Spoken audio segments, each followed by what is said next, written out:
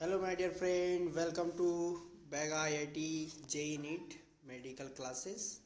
आज हम लोग पढ़ेंगे फोर्स, जो कि क्लास 11, 12, 9 सभी क्लास के लिए इम्पोर्टेंट है, बल्कि हमारे लाइफ में इम्पोर्टेंट है। तो इसको क्या कहते हैं, हिंदी में बल कहते हैं। ठीक है, तो एक्चुअली होता क्या है, किसी को मारना, पीटना, धकेलना, गिराना, किसी चीज़ को उठाना या किसी चीज़ को फेंकना, ये सारे चीज़ के एग्जाम्पल होते हैं, बल के एग्जाम्पल होते हैं।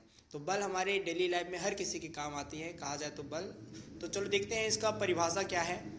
तो बल क्या है? बल वह कारक है जो किसी वस्तु के आकृति या आकार या स्थिति सब में क्या करे, परिवर्तन करे या परिवर्तन करने का प्रयास कर सकता है। इस प्रकार से आप देख सकते हैं आकृति मतलब हो सकता है पहले गोल आ रहा होगा, फिर उसके बाद चपट गया होगा, हो सकता है स्क्वायर रहा होगा। तो अलग अलग आकृति स्थिति में परिवर्तन। स्थिति मतलब होगा x1 से x2 पे चला गया, यहाँ से वहाँ जाएगा, तो वो स्थिति में परिवर्तन कहलाएगा। ठीक है, तो चलो इसको हम लोग डायग्राम के थ्रू भी समझते हैं कि कैसे किस प्रकार से होता है एग्जाम्पल के लिए।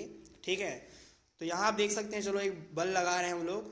किस पे लगा रहे हैं? एक हम लोग गोला लिए हैं, गोला जिसका द्रव्यमान m होगा, है ना। तो इस पर कल बल लगाएंगे। बल लगाने से क्या हो जाएगा, गोला बन जाएगा, ऐसे अंडाकार बन जाएगा, अंडे की तरह आपको दिख रहा होगा कि अंडा है ना।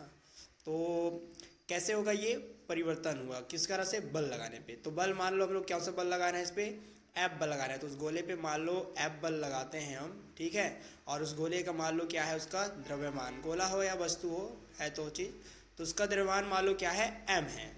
ठीक है, तो त्वरण a के साथ में परिवर्तन है। जब भी बल लगाएंगे तो त्वरण आना बहुत जरूरी रहता है, त्वरण के कारण ही परिवर्तन होता है। त्वरण a के साथ देख रहे हैं, गोला क्या बन गया, अंडाकार बन गया। इस प्रकार से हमारा बल का परिभाषा होगा। बल बराबर क्या होगा?